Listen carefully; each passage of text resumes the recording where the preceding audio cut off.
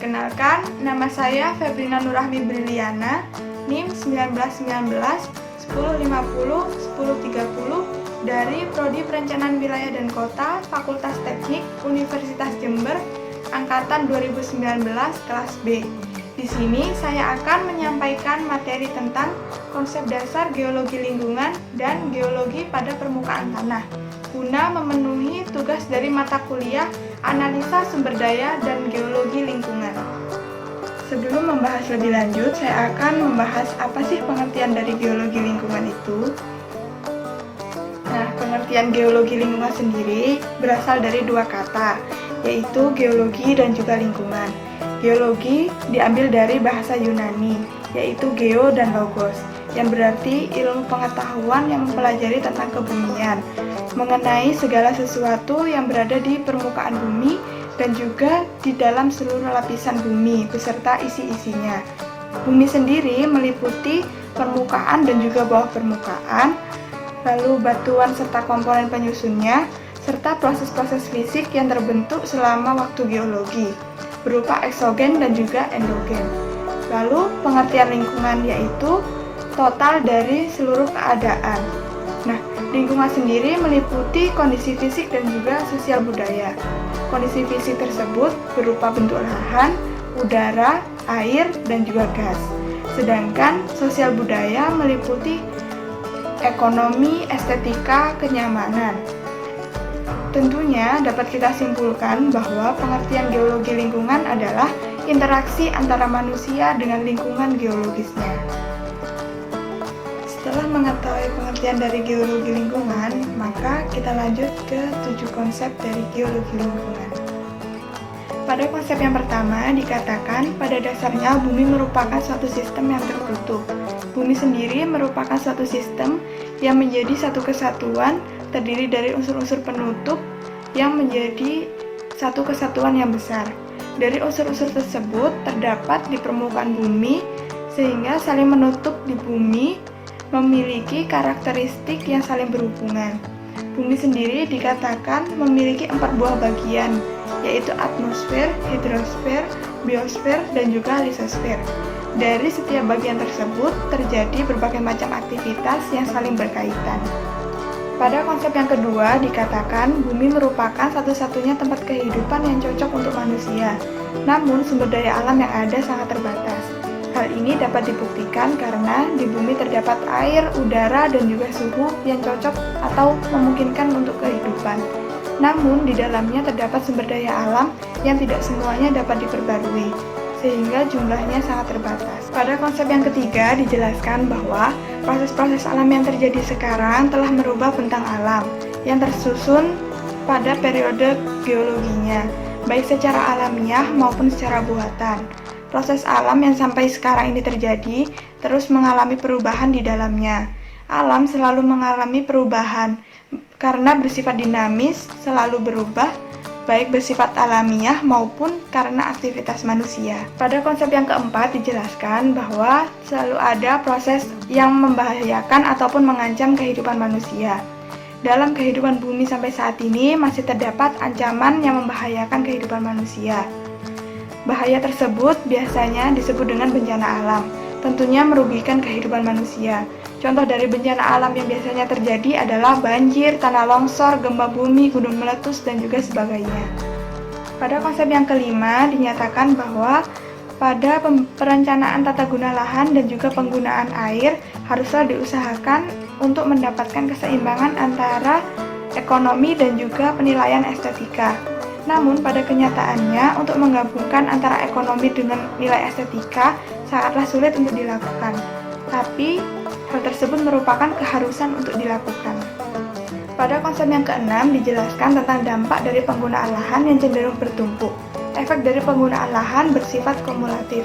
Oleh karena itu, kita memiliki kewajiban untuk menerima dan juga menanggung segala resikonya.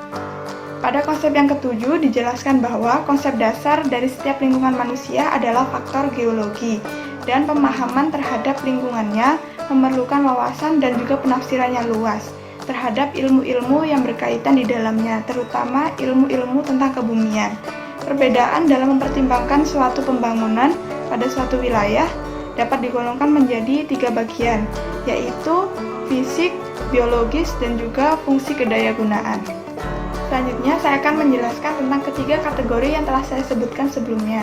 Yang pertama yaitu faktor fisik, yaitu pertimbangan antara keadaan geografis, proses geografis, proses hidrologi, tipe batuan dan juga tanah, dan juga klimatologi.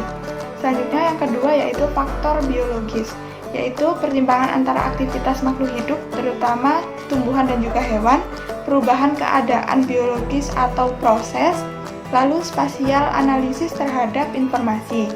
Yang terakhir yaitu faktor fungsi kedayagunaan, yaitu kegunaan lahan secara estetika, lalu keterkaitan antara aktivitas makhluk hidup dengan faktor fisik dan biologis, dan juga peraturan pengaturan lingkungan. Setelah mengetahui pengertian dari geologi lingkungan, lalu 7 konsep dari geologi lingkungan, maka saya akan menjelaskan tentang geologi pada permukaan tanah. Sebelum membahas lebih lanjut, saya akan membahas tentang apa sih lapisan tanah itu. Nah, tanah sendiri terdiri dari beberapa lapisan. Lapisan itu tersusun dari yang paling atas hingga yang paling bawah. Setiap lapisan ini memiliki ciri dan juga karakteristik yang berbeda.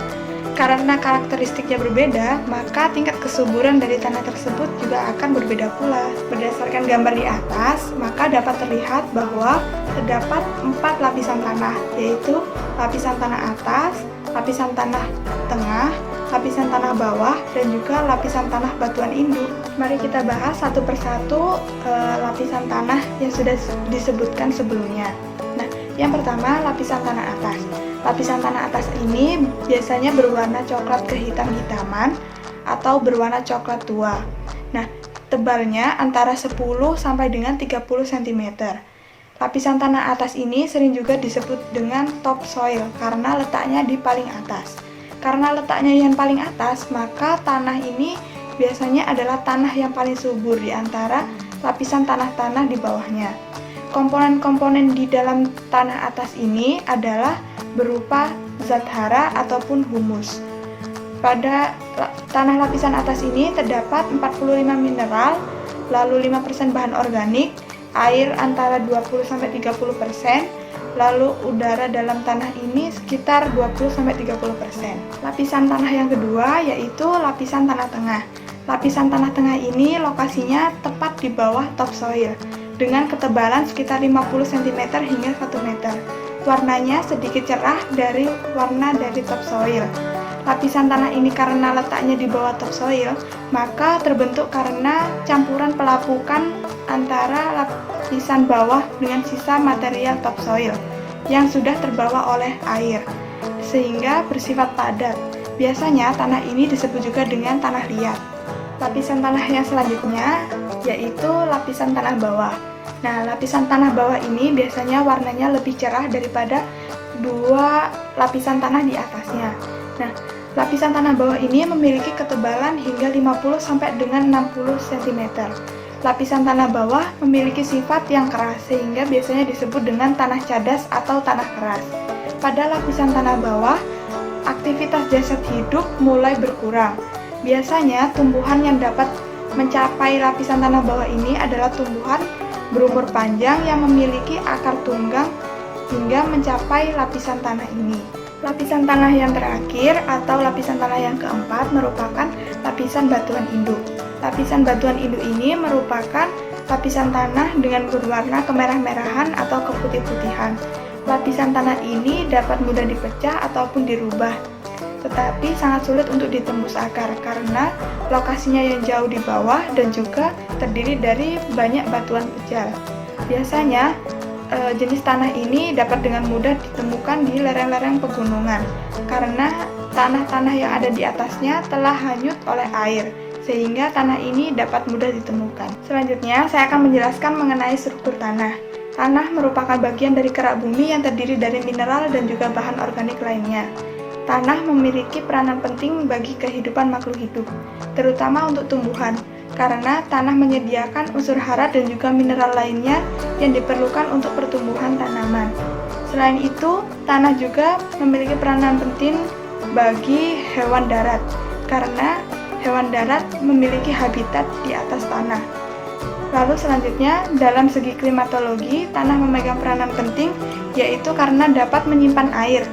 Nah, dengan menyimpan air ini, maka akan menekan angka erosi yang terjadi, walaupun erosi masih sering terjadi.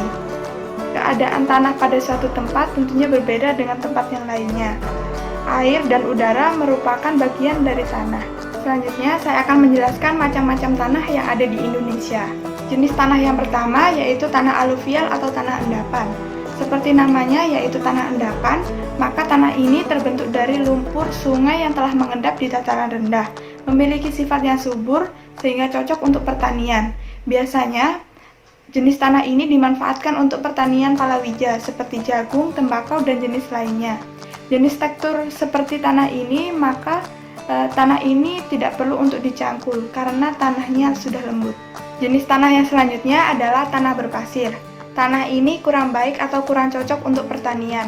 Terbentuk dari batuan beku serta batuan sedimen yang memiliki butir kasar dan juga berkerikil. Tanah pasir tidak memiliki kandungan air dan juga mineral, sehingga teksturnya sangat lemah.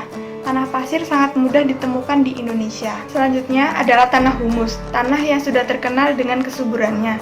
Tanah ini sangat subur dan cocok untuk dilakukan pertanian. Tanah ini terbentuk karena pelapukan daun dan juga batang pohon di hutan hujan tropis. Tanah humus ini sangat baik untuk bercocok tanam karena kandungan unsur hara dan juga mineral yang ada di dalamnya sangat banyak. Tanah ini berwarna kehitam-hitaman, akibat karena memiliki unsur hara dan juga unsur mineral di dalamnya yang sangat banyak. Jenis tanah yang selanjutnya adalah tanah fosfolit. Tanah ini merupakan tanah yang subur, umumnya berada pada pegunungan dengan curah hujan yang tinggi dan juga suhu yang rendah atau dingin. Tanah berikutnya yaitu tanah vulkanik atau tanah gunung berapi. Jenis tanah ini terkenal dengan kesuburannya karena memiliki unsur hara yang sangat tinggi.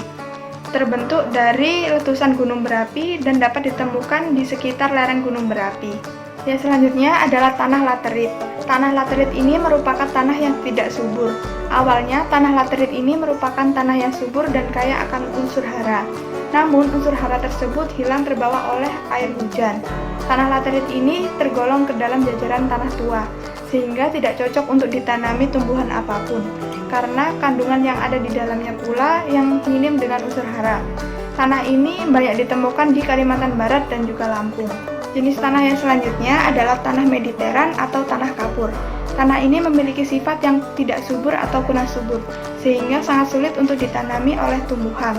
Tanah ini merupakan hasil dari pelapukan batuan kapur. Juga memiliki kandungan air yang sangat sedikit. Biasanya, tanah ini dapat ditemukan di Maluku, Nusa Tenggara, Jawa Tengah, dan juga Jawa Timur. Jenis tanah yang terakhir ada di Indonesia adalah tanah gambut atau tanah organosol. Jenis tanah ini merupakan tanah yang kurang subur, tetapi masih dapat digunakan untuk bercocok tanam. Merupakan hasil bentukan dari pelapukan tumbuhan rawa. Contohnya berada di daerah rawa Kalimantan, Papua, dan juga Sumatera. Ketebalan dari tanah gambut ini sekitar 0,5 mm saja, memiliki diferensiasi horizon yang sangat jelas. Lalu kandungan organik yang ada di dalam tanah kurang lebih 30% dengan tekstur lempung dan juga 20% untuk tekstur pasir. Kandungan unsur hara yang sangat rendah dan memiliki pH sekitar 0,4 saja. Untuk selanjutnya, materi yang akan saya jelaskan adalah mengenai jenis-jenis tanah. Jenis tanah yang pertama adalah tanah vulkanis. Tanah vulkanis sendiri terdiri dari 3, yaitu tanah andosol, tanah regosol, dan juga tanah aluvial. Yang pertama yaitu tanah andosol. Tanah andosol ini terbentuk dari abu vulkanik yang telah mengalami pelapukan. Cirinya yaitu berwarna hitam kelabu hingga berwarna kuning, peka terhadap erosi, lalu sangat subur. Lalu manfaatnya dapat digunakan sebagai lahan pertanian, perkebunan, dan juga hutan pinus atau cemara. Persebarannya berada di wilayah Sumatera, Jawa, Bali, Lombok, Halmahera, Nusa Tenggara Barat, dan juga Sulawesi. Jenis tanah yang selanjutnya adalah tanah regosol. Tanah ini terbentuk karena endapan abu vulkanis baru yang memiliki butir kasar. Cirinya tentu berbutir kasar, berwarna kelabu hingga kuning, dan bahan dasar organiknya rendah. Pemanfaatannya dapat digunakan untuk pertanian padi, palawija, kelapa, dan juga tebu. Persebarannya berada di lereng gunung berapi, pasir, dan juga bukit pasir pantai yang tersebar di Pulau Sumatera, Jawa, dan juga Nusa Tenggara. Jenis tanah yang selanjutnya adalah tanah aluvial. Tanah ini adalah hasil dari erosi pada daerah dataran rendah, sehingga cirinya adalah berwarna kelabu dan juga peka terhadap erosi. Biasanya pemanfaatannya sebagai lahan pertanian persawahan dan juga pertanian palawija. Banyak terdapat di daerah Sumatera, Jawa, dan juga Halmahera, lalu Kalimantan, terus Sulawesi, dan juga Papua bagian selatan. Jenis tanah yang selanjutnya adalah tanah organosol. Tanah organosol terbagi menjadi dua, yaitu tanah humus dan tanah gambut. Yang pertama, tanah humus. Tanah humus merupakan hasil dari pembusukan bahan-bahan organik. Cirinya adalah berwarna kehitaman, mudah basah, mengandung bahan organik, dan juga sangat subur. Tentunya dapat digunakan sebagai lahan pertanian. Banyak terdapat di daerah Lampung, Jawa Tengah bagian selatan, lalu Sulawesi Tenggara, dan juga Kalimantan Selatan. Lalu yang kedua adalah tanah gambut. Tanah gambut ini dapat diperoleh dari proses pembusukan tumbuhan ataupun bahan organik lainnya di daerah yang selalu tergenang oleh air, atau yang biasa disebut dengan rawa-rawa. Cirinya yaitu bersifat asam, memiliki unsur hara yang rendah, sehingga tanah ini merupakan jenis tanah yang tidak subur. Namun dapat juga dimanfaatkan untuk pertanian, biasanya untuk pertanian pasang surut. Nah, jenis tanah gambut dapat ditemui di daerah pantai timur Sumatera, Kalimantan, Sulawesi, Halmahera, Seram, Papua, dan juga pantai selatan. Jenis tanah yang selanjutnya adalah tanah litosol atau tanah berbatu-batu. Jenis tanah ini merupakan hasil dari proses pelapukan batuan beku dan juga batuan sedimen yang masih baru, sehingga diperoleh hasil yang masih besar atau kasar karena prosesnya belum sempurna. Lalu ciri-cirinya biasanya berpasir, warnanya mengikuti dengan batuan yang dipakai. Lalu kesuburannya juga bervariasi. Dapat dimanfaatkan untuk menanam alang-alang dan juga untuk hutan. Biasanya dapat ditemukan di daerah Jawa Timur, Jawa Tengah, Madura, lalu Nusa Tenggara, Maluku, Sulawesi, dan juga Sumatera. Jenis tanah yang keempat adalah tanah pozol. Tanah ini merupakan tanah yang berada di daerah suhu rendah dan juga curah hujan yang tinggi. Ciri-cirinya berwarna pucat, kandungan pasir kuarsanya tinggi, peka terhadap erosi, kurang subur, dan juga sangat masam. Lalu dapat dimanfaatkan untuk pertanian palawija dan juga dapat ditemukan di daerah Kalimantan Tengah, Sumatera Utara, dan juga Papua. Jenis tanah yang kelima adalah tanah laterit. Tanah ini merupakan tanah yang sudah tercuci oleh air hujan, sehingga unsur haranya sudah hilang, meresap, dan juga mengalir ke dalam tanah.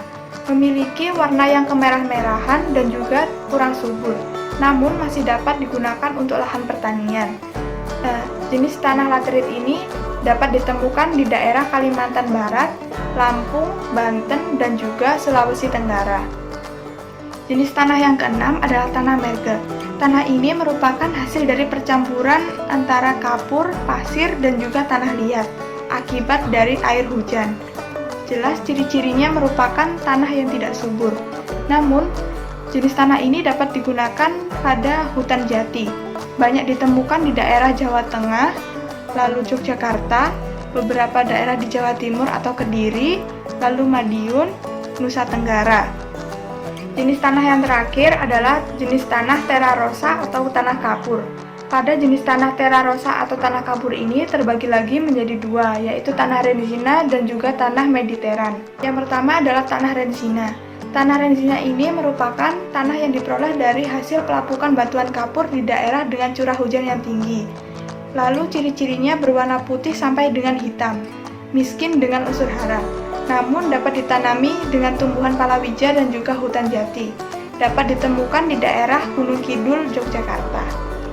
Jenis tanah yang terakhir yaitu tanah mediteran. Tanah mediteran ini merupakan hasil dari pelapukan batuan kapur dan juga sedimen. Berwarna putih hingga kecoklatan, lalu keras dan juga tidak subur. Namun masih dapat digunakan sebagai pertanian tegalan dan juga hutan jati. Biasanya dapat ditemukan di daerah pegunungan Jawa Timur, Nusa Tenggara, Jawa Tengah, Sulawesi, Maluku, dan juga Sumatera. Sekian materi yang dapat saya sampaikan. Apabila terdapat kesalahan atau kekurangan, mohon maaf. Terima kasih.